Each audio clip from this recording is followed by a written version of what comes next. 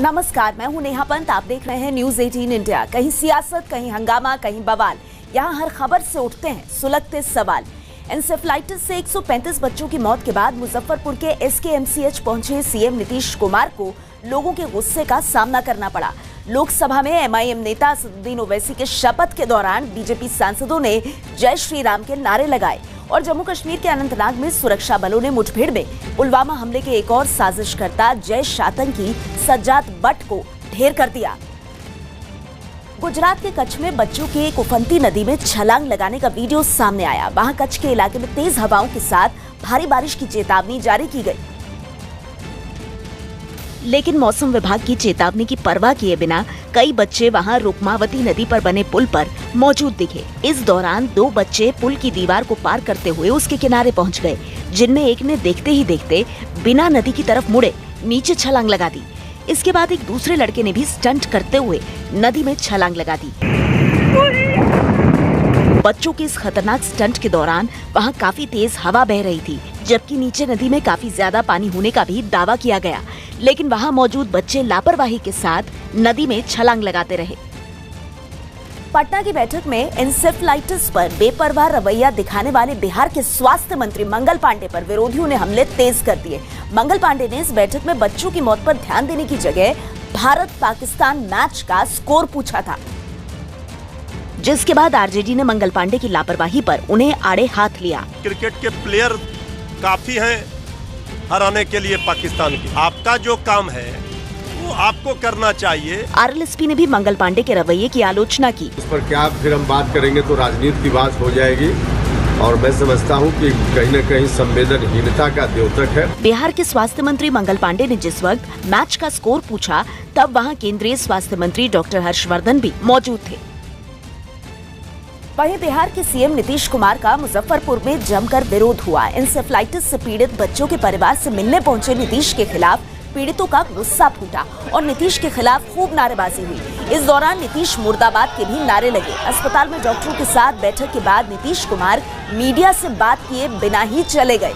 एंसेफ्लाइटिस से अब तक 135 बच्चों की मौत हो चुकी है। इनमें अकेले मुजफ्फरपुर में 109 बच्चे शामिल हैं।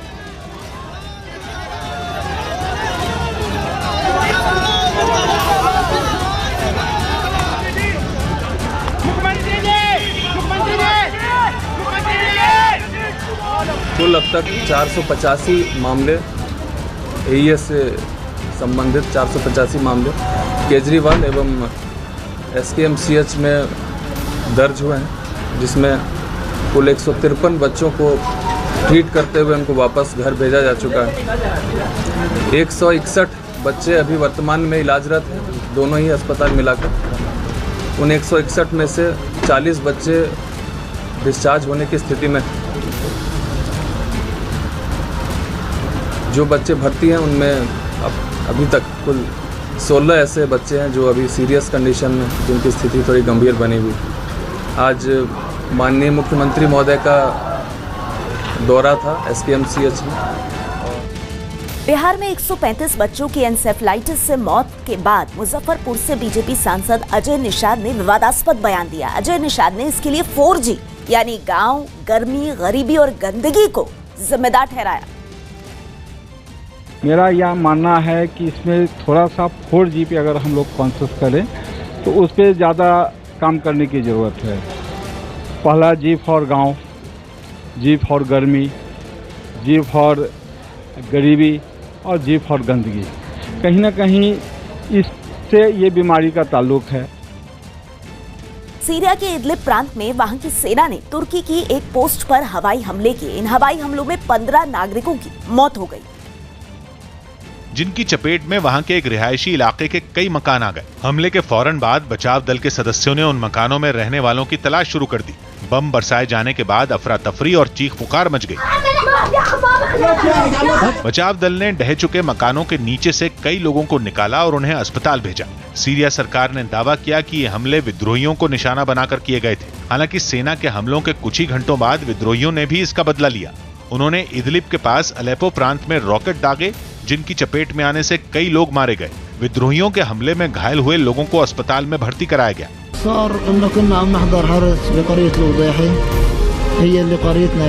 मानवाधिकार के लिए काम करने वाली ब्रिटेन की एक संस्था ने दावा किया कि दोनों ओर से किए गए हमलों में ज्यादातर बच्चे ही निशाने पर रहे। देश की आबादी मौजूदा रफ्तार से बढ़ती रही तो अगले 8 साल में भारत दुनिया का सबसे ज्यादा आबादी वाला देश बन जाएगा। संयुक्त राष्ट्र की एक रिपोर्ट के मुताबिक 2027 तक भारत की आबादी चीन से भी ज्यादा हो सकती है। रिपोर्ट में अगले 30 साल में यानी 2050 तक भारत की आबादी 164 करोड़ तक पहुंचने की उम्मीद जताई गई है। मौजूदा वक्त में भारत की आबादी 136 करोड़ है, जबकि चीन की आबादी 142 करोड़ है और इस लिहाज से दुनिया की कुल आबादी का करीब 37% हिस्सा सिर्फ इन दोनों देशों में ही रहता है। वहीं रिपोर्ट में आने वाले 30 साल में पूरी दुनिया की आबादी में 200 करोड़ की बढ़ोतरी का दावा किया गया है, जिसके मुताबिक 2050 तक पूरी दुनिया की आबादी 970 करोड़ तक पहुंच जाएगी, जिसमें बुजुर्गों की तादाद काफी ज्यादा होगी और तब हर छठा आदमी 65 साल से ज्यादा उम्र का होगा। उत्तराखंड के देहरादून में एक पानी की टंकी में अजगर मिलने से हड़कंप मच गया। गांव वालों की सूचना पर वन विभाग की एक टीम मौके पर पहुंच गई और अजगर को पानी के टैंक से बाहर निकाला, लेकिन 15 फुट लंबे और 60 किलो वजन के अजगर को काबू करने में वन विभाग के कर्मचारियों के पसीने छूट गए। अजगर को पकड़ने की कोशिश में वन विभाग के कर्मचारियों ने काफी देर तक मशक्कत की, लेकिन अजगर बार बार उनकी गिरफ्त से निकलकर इधर उधर भाग रहा था। इस बीच अजगर जंगल में ही एक छोटे से नाले में घुस गया, जिसे कड़ी मशक्कत के बाद बाहर निकाला। इस बीच वन विभाग का एक कर्मचारी इस घटना का वीडियो बनाता दिखाई दिया। थोड़ी देर बाद टीम के एक सदस्य ने डंडे की मदद से अजगर को दबाया और उसके 2 साथियों ने अजगर को पीछे से पकड़कर काबू में कर लिया और उसके बाद जंगल में छोड़ दिया। लाओस में भारतीय दूतावास की तरफ से योग सिखाने के लिए कैंप लगाया गया। योग दिवस से पहले लाओस में भारतीय दूतावास की तरफ से योग सिखाने के लिए कैंप लगाया गया। With breathing in, the tummy goes out. Delhi के पास ग्रेटर नोएडा में पुलिस ने 25 लाख से ज्यादा की लूट के आरोप में 4 बदमाशों को गिरफ्तार कर लिया। पूरे गैंग की गिरफ्तारी हुई है। इनमें से एक जो अभियुक्त है उस पर 15 मुकदमे पूर्व में दर्ज हैं। यूपी के सीतापुर में एक सड़क हादसे में 8 लोगों की मौके पर ही मौत हो गई, जबकि कई लोग घायल हो गए। ट्राली में टैंकर ने टक्कर मार दिया, आगे पीछे से ट्रैक्टर पलट गया। उत्तर प्रदेश के मथुरा में एक आदमी की मौत से गुस्साए लोगों ने जमकर हंगामा किया। दावा किया जा रहा है कि जानवरों को लेकर खेतों में गए आदमी का शव संदिग्ध हालात में बरामद हुआ, जिसके कुछ ही देर बाद गुस्साए लोग पुलिस चौकी पहुंचे और वहां तोड़फोड़ कर दी। पुलिस चौकी में काफी देर तक हंगामा करने के बाद गुस्साए लोग आराम से ट्रैक्टर ट्रॉली पर सवार होकर नारेबाजी करते हुए निकल गए। हालांकि पुलिस ने तोड़फोड़ की जांच कर आरोपियों के खिलाफ सख्त कार्रवाई का दावा किया। महाराष्ट्र विधानसभा परिसर में कांग्रेस और एनसीपी विधायकों ने किसानों के मुद्दे पर जोरदार प्रदर्शन किया। प्रदर्शन कर रहे विधायकों ने राज्य सरकार पर किसानों का कर्ज माफ नहीं करने का आरोप लगाया और विधानसभा परिसर में पहुंचे विधायकों ने महाराष्ट्र सरकार के खिलाफ जमकर नारेबाजी की। प्रदर्शन में शामिल कांग्रेस नेता और पूर्व सीएम पृथ्वीराज चव्हाण ने राज्य सरकार पर किसानों को धोखा देने का आरोप लगाया। सरकार को बहुत सारे मौके थे और उन्होंने किसान की हालत सुधारने के लिए कुछ ठोस कदम उठाने चाहिए थे, लेकिन नहीं उठाए हैं। वहीं एनसीपी ने किसानों के लिए सिंचाई की व्यवस्था नहीं करने का मुद्दा उठाया। सिंचन के बारे में क्या एग्जैक्ट सिचुएशन है ये लोगों के सामने आनी चाहिए, ये नहीं लाते। प्रदर्शन कर रहे विधायकों ने राज्य सरकार से किसानों के कर्ज माफ करने की मांग की। अमेरिका की एक कंपनी एसयूवी जैसी दिखने वाली एक कार बना रही है जो सड़क पर चलने के साथ हवा में भी उड़ान भर सकेगी। बैटरी से चलने वाली इस कार में मुड़ने वाले 2 विंग लगाए गए हैं, जो उड़ान के बाद मुड़कर एसयूवी जैसी दिखने वाली कार की छत पर आ जाएंगे। दोनों विंग के मुड़ने के बाद कार सड़क पर चल सकेगी। इस कार का नाम अस्का रखा गया है, जिसका मतलब जापानी भाषा में उड़ती हुई चिड़िया है। इस कार में 14 पंखे लगाए गए। इसके दोनों विंग में भी 2 पंखे लगे। इन पंखों की मदद से अस्का को उड़ान भरने में आसानी होगी। कार में रिचार्ज होने वाली बैटरियां लगाई गई। इस कार में ड्राइवर समेत 3 लोग बैठ सकेंगे। एक बार बैटरी के चार्ज होने पर यह कार 563 किलोमीटर तक उड़ान भर सकती है। हालांकि कार की रफ्तार कितनी होगी इसके बारे में जानकारी नहीं दी गई। 2 विंग वाली ये कार उड़ान भरने के लिए बनाई गई, खास जगह से ही हवा में उठ सकेगी। इसके लिए कई जगहों पर लॉन्चिंग पैड बनाए जाएंगे जहां कार को चलकर पहुंचना होगा। एक बार लॉन्चिंग पैड पर पहुंचने के बाद इसके दोनों विंग फैलेंगे और ये सीधे हवा में उठ जाएगी।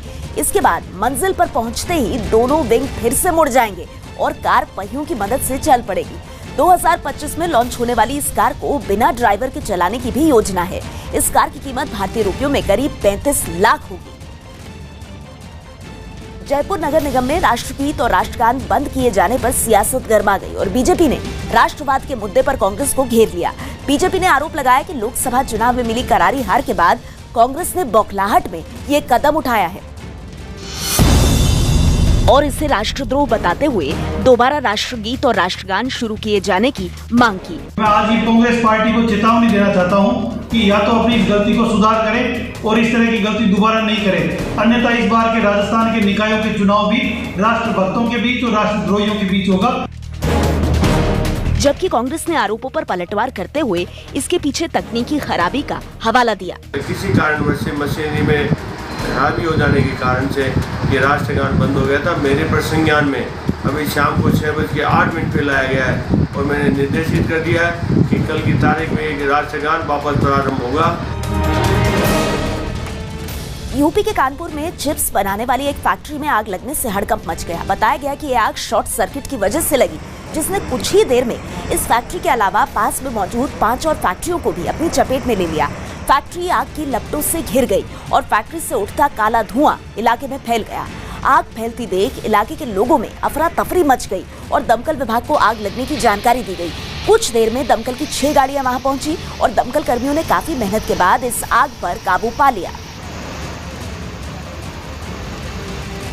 मध्य प्रदेश के इंदौर में ड्यूटी के दौरान सोने के आरोप में एसपी ने 5 पुलिस वालों को सस्पेंड कर दिया। इंदौर के एसपी ने देर रात अचानक कई थानों का दौरा किया और एसपी मोहम्मद यूसुफ कुरैशी जैसे ही शहर के संयोगितागंज थाने पहुंचे, वहां पुलिस वालों में हड़कंप मच गया। थाने में एसपी को देख कुछ पुलिस वाले काम में जुट गए, जबकि सोफे पर सो रहा एक पुलिसकर्मी तेजी से उठा और तैयार होने लगा। ये देख एसपी को गुस्सा आ गया और उन्होंने पुलिसकर्मी को जमकर फटकार लगा दी। ये कौन है? ये कैसे सो रहे हैं यहाँ पे? इस दौरान एसपी ने थाने के बाहर खड़ी गाड़ी के ड्राइवर से रात में गश्त पर जाने वाले पुलिस वालों के बारे में भी पूछताछ की। वो गाड़ी लेके गए हो? कहाँ गए गाड़ी लेके? दौरे के दौरान एसपी विजयनगर थाने पहुंचे, जहां देर रात गश्त पर जाने के बजाय एक पुलिस वाला कुर्सी पर पैर रखकर सोता दिखाई दिया और जब एसपी ने कुर्सी पर सो रहे जवान के सामने की टेबल ठोकी तो नींद में मदहोश जवान एसपी को ही नहीं पहचान पाया। जो भी जो है व्यक्ति एब्सेंट मिला या उसकी कार्यप्रणाली ठीक नहीं पाई गई, उसके विरुद्ध एक्शन लिया जा रहा है। एसपी इंदौर के कुछ और थानों का दौरा करने भी पहुंचे, जहां ड्यूटी के दौरान पुलिस वाले सोते दिखाई दिए, जिसके बाद उन्होंने 5 पुलिसकर्मियों को सस्पेंड कर दिया। जम्मू कश्मीर के पुंछ के मेंढर इलाके में सुरक्षा बलों ने आतंकवादियों के एक ठिकाने से भारी मात्रा में हथियार, जिंदा कारतूस और खाने पीने का सामान बरामद किया। इसके अलावा सुरक्षा बलों ने आतंकवादियों के कपड़े, जिसमें पठानी सूट, पाकिस्तानी करेंसी और कुछ नक्शे भी बरामद किए। आतंकियों के ठिकाने से पाकिस्तान का सिम भी मिला है।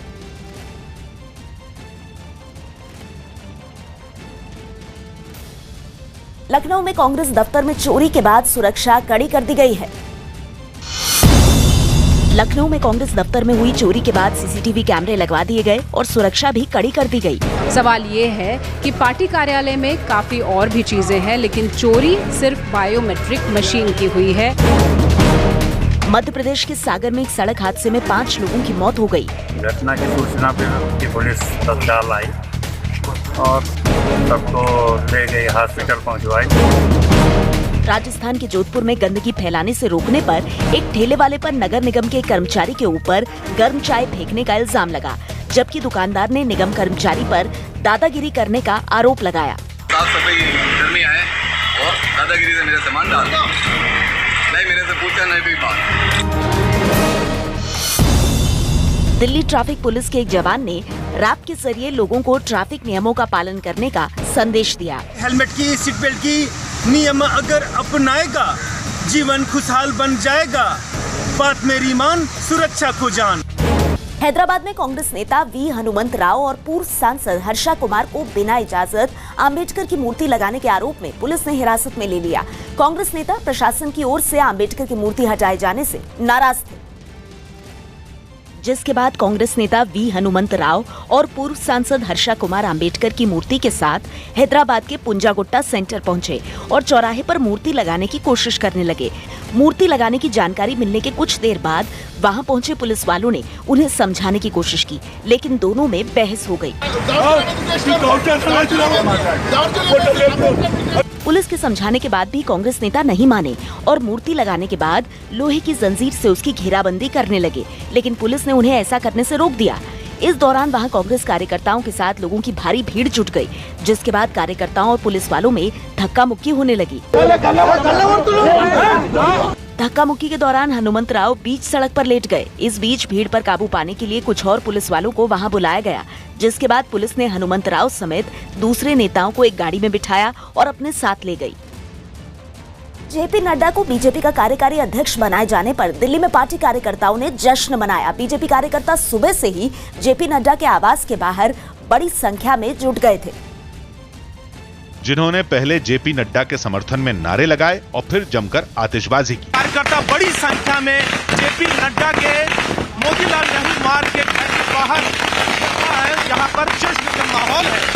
पार्टी कार्यकर्ता इतने ज्यादा जोश में थे कि वहां कुछ देर तक तो सिर्फ पटाखों की ही आवाज सुनाई देती रही। इस बीच वहां केंद्रीय स्वास्थ्य राज्य मंत्री अश्विनी चौबे पहुंचे और फूलों का एक गुलदस्ता देकर उन्हें शुभकामनाएं दी। मेरी शुभकामना है और बहुत ही सुलझे हुए व्यक्तित्व है। शुरू से विद्यार्थी परिषद से हमारे साथ 40 साल से संबंध रहे हैं। इसके बाद जेपी नड्डा अपने आवास से निकलकर सीधे संसद भवन परिसर पहुंचे, जहां पहले से ही बीजेपी के कई सांसद और केंद्रीय मंत्री पार्टी के कार्यकारी अध्यक्ष का फूलों से स्वागत करने के लिए तैयार खड़े थे, जिन्होंने जेपी नड्डा के वहां पहुंचते ही उन्हें चारों तरफ से घेर लिया और बधाइयां दी। भूपेंद्र यादव, कैलाश विजयवर्गीय और तमाम नेता उनका स्वागत कर रहे हैं। जिस तरीके की भीड़ है, तमाम केंद्रीय मंत्री यहां पर मौजूद हैं। इसके बाद जेपी नड्डा संसद की सीढ़ियों की तरफ बढ़े और केंद्रीय मंत्री कैलाश विजयवर्गीय और गिरिराज सिंह से मिलने के बाद वो संसद भवन के अंदर चले गए। पंजाब के जालंधर में एक तेज रफ्तार कार ने एक स्कूटर सवार को जोरदार टक्कर मार दी। यह हादसा सड़क पर एक मोड़ के पास हुआ, जहां स्कूटर सवार को एक तेज रफ्तार कार टक्कर मारते हुए डिवाइडर से जा भिड़ी। इससे पहले बिना हेलमेट पहने एक स्कूटर सवार आया और बिना देखे दाईं ओर मुड़ गया। तभी उधर से आ रही एक कार ने उसे जोरदार टक्कर मार दी, जिससे स्कूटर सवार 4 फीट तक हवा में उछला और कार के शीशे से टकराकर सड़क पर गिर गया। जबरदस्त टक्कर की वजह से कार सवार बेहोश हो गया। हादसा होने के फौरन बाद एक आदमी उसकी मदद के लिए पहुंचा, जबकि कुछ और लोग रुक गए। इस हादसे में घायल हुए स्कूटर सवार को बाद में इलाज के लिए अस्पताल भेजा गया। जम्मू कश्मीर के अनंतनाग में 24 घंटे के अंदर दूसरी बार हुई मुठभेड़ में सुरक्षा बलों ने 2 आतंकवादियों को मार गिराया है। हालांकि गोलीबारी में एक जवान भी शहीद हो गया है। अभी भी दोनों ओर से गोलीबारी जारी है और जवानों ने 3 से 4 आतंकवादियों को घेर रखा है। अनंतनाग में 24 घंटे में दूसरी मुठभेड़ है। मारे गए दोनों आतंकवादी जैश के हैं। इसमें पुलवामा हमले के आत्मघाती हमलावर को गाड़ी मुहैया कराने वाला एक आतंकी भी शामिल है। ऑपरेशन हमारा मरहमा में हुआ। मरहमा के ऑपरेशन में भी हम लोग 2 मिलिटेंट जो उनको न्यूट्रलाइज कर पाए हैं। दोनों की पहचान जो है वो सजाद अहमद भट्ट और तौसीफ अहमद भट्ट करके हो रही है, जो दोनों ही मरहमा गांव के रहने वाले हैं। दोनों ही जैश मोहम्मद के साथ संबंध रखते हैं और मैं समझता हूँ कि सजाद की जो इसमें न्यूट्रलाइजेशन है, इससे इस एरिया में जो जैश का टेरर नेटवर्क है उस पर काफ़ी हद तक फ़र्क पड़ेगा।